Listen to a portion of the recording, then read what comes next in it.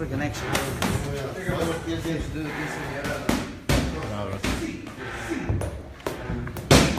got the horchata man right here. My man, bro. I was frescas right here. I was fresca. Fernando, I was fresca. Every day. What's up, Fernando? You finally in the gym, man. Where you been at?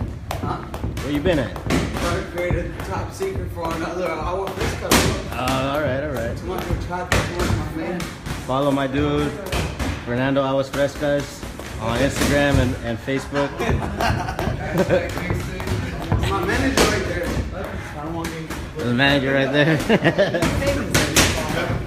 What's up? Jorge Aguas Frescas Diaz. What's up, man? I was frescas. Wow. Never mind. You made me looking straight up. What's better? What's better? Horchata or tamarindo? Did I just come off the border or something? What do you like? Horchata? Yeah. Tamarindo? Like Abdul Kaboom Mata here. Watermelon? Which one's your favorite? Which was your favorite Aguas Frescas, bro? I was frescas. Horchata. Horchata? I like horchata too, man. Do you like the solid horchata or the Mexican horchata? Neither. Ah, Neutral. I'm neutral. Guarantee it's better than the Guatemalan one. Hey, you know, my friend used to say this story back then. You know why you go? You know what happened when you go to Guatemala? They throw watermelon. Someone else commented that they like horchata. Who said horchata? Elizabeth Dominguez. Elizabeth Dominguez. You know her. Yeah. Hello. What's up, George? What's going on? You know when people say that they don't know shit about boxing, that does not apply to you, man. You know why? Because you called it. You said there's gonna be a fucking knockout this weekend. Nah, but I think that's gonna be. Was a fucking I kind of knockout. knew that. I had more faith in Lemieux. I had more faith in him because the thing is, if you see the Triple G fight, I'm not saying he put up a better fight. He got punished a little more than Curtis Stevens did. Curtis got caught with one left hook and that was it for him. Well, Lemieux, they basically had to stop the fight, so he was taking more of a physical beating. Stevens got caught with a hook and he turned into a meme. It was a right hand. Oh, he turned into a meme. He did again. Yeah, Lemieux did a much better job Yeah. with GGG. They actually had to stop the fight, but this one, man, he came out with something to prove. I like what I don't know, was it Max Kellerman or Larry Merchant said that Lemieux didn't look like he was in shape. He looked a little fleshy. little fleshy. That was a bad one. Good one, but bad. That was insulting, I think, in my opinion. But hey, they always act like they know shit. And I got something to say about Max Kellerman and you don't like my boy Max? I like Max. You know something? Okay, you got to realize this. Commentating. One thing I've always been, I'd rather not listen to them too much because people like to people sometimes avoid observing and they listen more. You know, I could be lying to your face and they'll believe the lie that is a real thing. If I make it sound like it was a real event. The way that you situation. say it, you can make it sound like it's real. So they said some stuff. Kind of like Donald Trump. You could say, hey, you could say that as well. But going back with Max Kellerman, they were actually criticizing Gamboa, you know, because I think Gamboa, when he started his career, because he fought who was the fighter that he fought? Gamboa did Samiro. oh shoot, I forgot the guy's name. I can't remember, I'm forgetting the names already. But they were criticizing Gamboa that he wasn't really taking risk in the fight.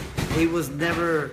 But you gotta understand, the man hasn't been in he was. Yeah, last time he was in the ring, he was knocked out, right? Yeah, that was like with Crawford. With T-Boy, yeah. With Crawford, yeah. So, you know, but the thing is, you gotta understand that when you fought Crawford, see, people don't really see much about boxing. They see what they observe. They don't know what goes around in the background. You know, Gamboa was involved with 50 Cent, who was basically wasn't really doing anything with him. He basically shelved him. He was basically on the shelf for like over a year. Then he fought Crawford. And then it was a competitive fight but Crawford was a lot sharper, a lot more solidified in his mobility. You know, he was sharper throughout the whole fight because he was staying consistent. While Gamboa was out of the ring for over a year or somewhat. So you gotta understand boxing. If you're a pure boxer, it's like I've always said, it's like a butcher who constantly cuts a piece of meat, a piece of chicken. He needs to have that sharpener right next to it. So basically, with a guy like Gamboa, who is a boxer, they need to have him consistent fighting. You know, if you're like almost like a big puncher, like a Tyson, or like any drastic punchers out there that could equalize. You can say John Molina. John Molina, you know, I remember when he fought, I was working with him not sparring with him, I was working with him as a trainer when he fought Hank Lundy. He was losing the fight throughout the whole event, and throughout the whole fight, and then all of a sudden, he pulled it out. And then what's another fight that Molina also did a miracle when he fought Mickey Bay. He was getting schooled throughout the whole fight, and all of a sudden, boom! You know, Mickey Bay got a little arrogant, a little cocky, trying to impress the money team, and what happened? It cost him the fight. So some guys, some of those type of fighters, like Molina, like the Tysons, like Lemieux, that have big punchers. Sometimes they have the equalizer with that big punch that they could get away with certain things. Guys like Gamboa, Crawford, Roy Jones, Floyd Mayweather, any pure and skilled fighter. Any pure skill fighter, they got to be consistent, because sometimes they lose the edge, and especially with time. What's up, Eloy? But yeah.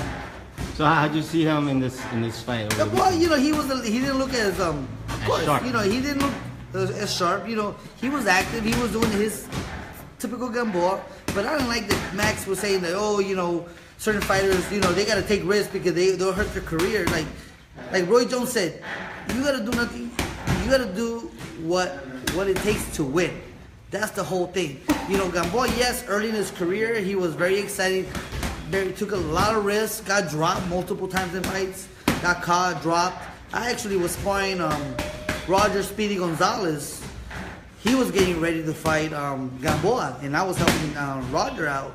And Roger dropped him in the first 2 rounds, and then he got stopped in the later round, and he was being in the fight until the 11th or 10th or 12th round until he got stopped.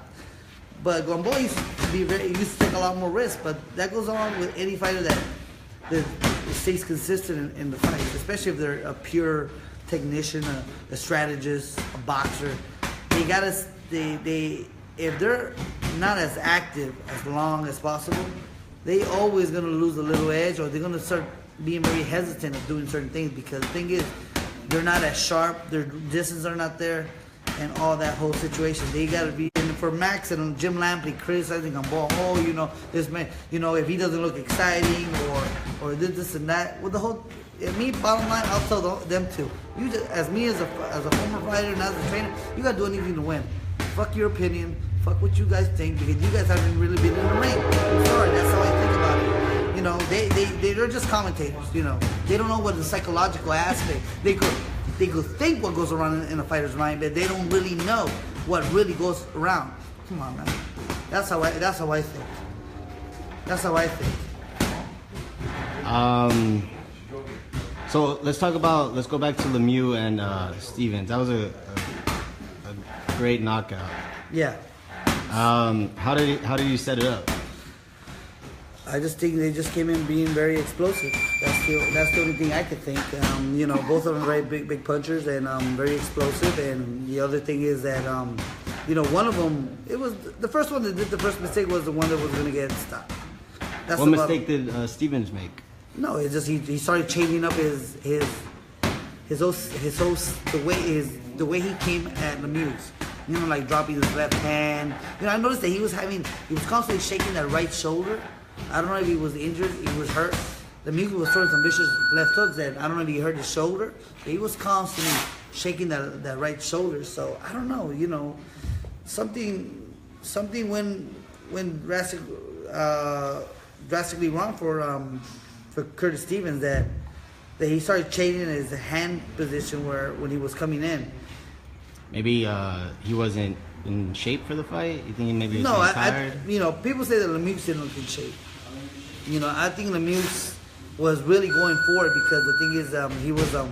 I was worried that he would have gassed out, because at the end of the first fight, they both hurt each other with certain punches.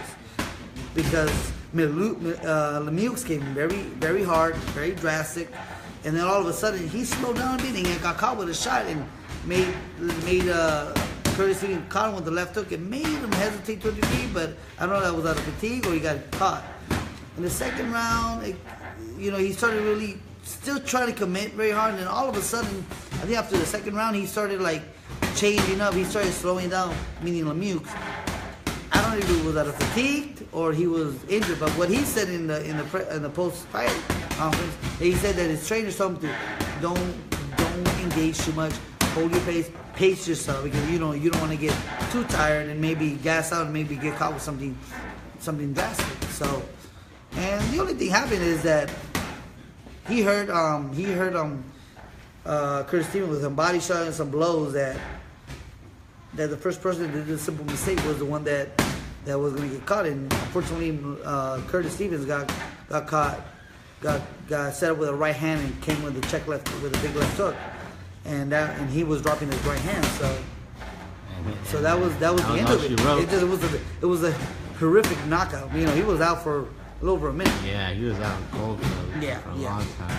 So this weekend, big fight, man, big fight. One of the bigger fights of the first half of the year. Yeah, Golovkin and Golovkin and the Miracle Man, Daniel Jacobs. So before we move on to that, Eloy is asking, would you like to see GGG versus Lemieux again? Not this time. No, I wouldn't really like to see that fight. Like, let Lemieux go his own way, because he already fought Triple G and he lost. He lost to a stoppage. So, we just got to see what really makes sense. That's a fight that, it depends on the rankings, if he's up there in the top rankings. Number one. Number two is, I don't think people really want to see it until maybe they just say if Triple G, let's just say if Chavez or Canelo wins, and then they just say they match up Lemieux with either of those guys. Let's just say if Chavez wins, that's a big step up for Chavez. Chavez becomes a major sensation. They just say they put Lemieux with Chavez, and then Lemieux beat him. Now that's a more efficient fight for Triple G, because now Lemieux has fought one big namer like Chavez, beat him whatever way, spectacular knockout. And that could make him the A side, and maybe put Lemieux on the B side to really take that fight. And knowing that Triple G has already beaten him before, people are going to be demanding, oh yeah, Triple G beat you. And, they might. So it's a very sensitive situation. I think Triple G will always maybe be still on the A side just because he beat Lemieux. What about Oscar Placencia's asking Canelo versus Lemieux? What are your thoughts on that? Because that's a possibility. Who, Canelo and Lemieux? Yeah. That's a possibility. If Canelo beats Chavez, and then they wait on the GGG fight. I just still think Canelo has a better, not because of his power and his strength, it's because he has a better IQ. Than Lemieux? I would definitely give him. He's technically better. Probably a bigger puncher as well. Yeah, he's a bigger puncher. He's a bigger fighter. He's really a legit middleweight. So that could be on Canelo's overhead, that he may be physically the strongest opponent besides Chavez right now. He might be the strongest opponent at middleweight. So not to take nothing away that he's going to go against over Chavez, but Lemieux in that type of situation, I think Lemieux could be the possible real middleweight prior to Chavez. Because Chavez is a bigger fighter. He is even though he fought at 160, he's coming from a higher weight down and lowering down to 160, 164, or whatever weight they're going. So let's move on to GGG against Jacobs. What are your thoughts on that, man? A lot of people waiting for this fight. I saw GGG's first real opponent in a lot of critics' eyes. Yes, it's still always going to be a question mark for with Triple G. He's always going to be. Yeah, it is the most significant opponent he has. It will be the better skill, a more solid middleweight, but still, I question Jacobs' chin is basically a big suspect. He's been knocked out once, and then he's been dropped by a light punching Sergio Mora. So that kind of makes me kind of question Jacob some chin. But in abilities and strategy, I think Jacob is the more solid fighter. You know, he is more capable of doing more damage. I know I heard Chris Algieri, I think he's working with Daniel Jacob. He said that he thinks that Jacob will stop Triple G. Oh, really? That's what I read a little article. That's what they said. But at this time, I'm still going with Triple G. I'm still going with Triple G. I'm still giving him the advantage, but does not mean like, oh, Jacob doesn't have a chance. You know, I think Jacob has the skill and the ability to do it. What does he need to do to? He just needs to box. You know, not really stay at the edge of that right hand and that left hook. Those are the two biggest punches Lemieux has. You know, he's not really the most. You mean GGG? Yeah, Triple G is not the most athletic. I'm not saying he's not athletic. He's not the most. He doesn't really bring any special effects to the equation, to his arsenal. You know, he doesn't do tricks, doesn't turn you. He just coming with the jab, right? You know, typical the 1-2 left hook. That's basically really what he brings. But I know that he has tremendous power. That's one thing I do see, that he hurts everybody he hits. We got a couple comments. Let's pray for Jacobs. #RIP. Triple G is a monster. You know, and then Danny says GGG lacks head movement. That's another thing. And you saw in the Brook fight that he got hurt. He got hurt with a right uppercut. You know, he may say Triple G said that he wasn't hurt by Brook. In my opinion, he was hurt. He was stunned and a little leery about Brook in that particular fight. But at the same time, you know, he is fighting a bigger, stronger middleweight. So that's the only thing that is Jacob. Does he have the power and the abilities to really hurt Jacob? And if he has a Triple G, yes, I think he has. And really, he could probably test Jacob. You know, movement will give any fighter problems. You know, Jacob has that. As long as Jacob doesn't get caught at the end of those shots, at the end of those punches, you know, I think Jacob could be very successful in maybe winning a split, maybe a unanimous decision if it goes like that. But it's still a hard fight to call. I still think Triple G has it by a better margin, but at the same time, Jacobs has a shot. Let's talk about your boy Lara, man. No one wants to fight him, but there might be someone in line ready to fight him. And Andrade, yeah. Because he fought the interim title. He just won the interim title. The WBA interim. And that's another crossroads fight for either guy. That's a fight that will make him or break him. So I don't know, man. Andrade is. I think he has. Talk to me about Andrade, man. I don't know much about him. You know, he's a very skilled fighter. You know, he hasn't really been exposed too much to the main public. So I think he has enough to give any fighter problem. But guys like Lara, it's a little hard to really underestimate. It's really hard to underestimate Andrade, but at the same time, you know, knowing Lara, you know, he usually outskills a lot of fighters. But it's two boxers really, and two guys that really are hungry and really trying to prove something. Where's Andrade from? He's from the U.S. Oh, he's American? He's American, yes. Okay. But Lara, you know, come on. I think Max Kellerman said something about he said something in the last fight. He said that or Jim Lampley, one of the two, said Cubans are the most feared fighters out there because they're so good at so much ability, so much technique, so much skill they have that they are probably the most avoided. What was the word they used? They're basically fighters from hell, what I think. You know, that no matter what you bring to the table, they're always gonna have the upper hand. It's like you could go back with the Rigondeaux Nonito Donaire fight. Everybody had Nonito Donaire winning the fight, but Rigondeaux is one of those clever masters of his craft that he's gonna look for every opportunity to basically dominate a fighter. So yeah, that's my opinion about it. I think that's still an equal fight, but it's a very hard fight to call. But I'm gonna have to go with Lara.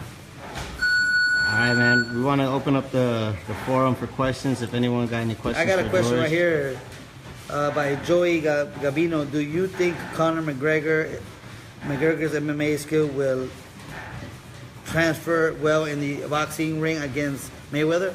Hells no. Hells no. If I got signed. It's like watching, for me, you know, not to be too insultive, it's like watching Butterbean fight. I don't know, you know, it's like watching Butterbean fight these over the hill fighters. You know, it's just, you know, people are being fooled. Like, you know, I probably would have watched Butterbean being on a pay-per-view fight than watch McGregor and Mayweather. You know, I just think it's just a marketing. It's a marketing. It's a marketing. It's a way for two guys to make money. To make money. That's about it. It's a payday. Payday. You know, smart for Floyd, even though I think it's stupid. You know, and it's smart for McGregor. Win or lose, it's just a good payday. You know, I don't think McGregor's being paid that much. If, in my opinion, you know, I don't know the whole business side, how the MMA works and the UFC works, but you know, I don't think much of McGregor. I don't think. And right now, I've lost a little bit of respect to Floyd because why would you want to fight somebody that has never gone on a boxing, who's never fought in a boxing event? Even I've seen a couple sparring sessions with McGregor. Horrific, horrible, terrible. Nothing. He slaps. You know. He looks like that guy in the ring. Oh shit! Oh shit! Fernando, Looks you like got Fernando in the busted. gym, dude. That's McGregor number 2 right there. That's McGregor number 2. Oh, Max Arcienega. What's up, Max? He's asked me, who will you put your money on, Canelo or Chavez? I'm gonna have to go with Canelo. Sorry, I'm gonna have to go with Canelo. You know, because I have a hard time trusting Chavez. No matter if Nacho Bernstein is the right guy. Is there an update on Chavez's weight right now? I haven't seen it. I don't know. Let me know about Like, Chavez's weight, Max, and maybe we can. I can give you an answer. photo. Because there's an updated photo of Fury that I just How saw. many? Okay, Heinzman, Fernando. How many rounds do you give Conor with Mayweather? It's gonna go 12. It's gonna go out 12. It's gonna go. Yeah, It's gonna go the distance, 'cause- Majority decision. Majority decisions, because if Floyd's not gonna risk whatever he has. Number one. Number two is, you know, it's just another payday. It's another. He's not gonna risk himself. Another event. Unless you have CJ Ross judging. You should probably give it to McGregor.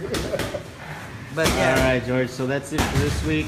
We'll be back when on our second day during the week. Friday afternoon yeah. for the lunch hour special. So don't miss it, you know. Don't miss the lunch hour special. We're gonna do some research, try to see what's out there, you know. Celebrities. Oh, one more. We got one more question from Oscar. Pac-Man versus Khan. It got signed actually. Who? Pac-Man versus Khan got signed. What are your thoughts on that? Again? Again? Yeah, exactly. Again? Hopefully it's for real this time. Max, you're betting on the fight, aren't you? I know that. He said thanks. But I don't know, man. I don't have faith in either guy. You know, I just think maybe Khan may have a little bit of an advantage because I don't think Manny has faced somebody with quick hands just as him. So you know, if you call those quick hands, you know, they're fast, but they're not really. All right, one more question. Dames and games for the GG fight or not? Games and names, yeah, actually, why not? Let's go. Let's go. It's not confirmed. Huh? The fight's not confirmed. Oh, All right, George. So we'll be back Friday afternoon around noon. Yes, and right now I'm getting an answer from Max. Yes, he's betting on the fight. Who are you taking, Max? Hurry up. Give me an answer. Give me an answer. Give me an answer. Mexican. No doubt he's taking Canelo. But they're both Mexican. Yeah, but no one likes Chavez, man. Yeah, but which one you consider more Mexican, Canelo or Chavez? Oh, Chavez. Just because it's Canelo. Thank you, Max. Thank you. All right. All right then. So, right, man. thank you, So- Max, for tuning in, and We'll be back on Friday. Friday you around noon. what? Noon, exactly. We'll 12 find o'clock. you at George. What is it? At George Kid Flash. Jorge Kid Flash. Jorge, Not sorry, George. That's sorry, G-E-O. Jorge Kid Flash. Georgia. And that Flash Boxing. All right, man. We'll see you on Friday. See you Friday, man. Take care.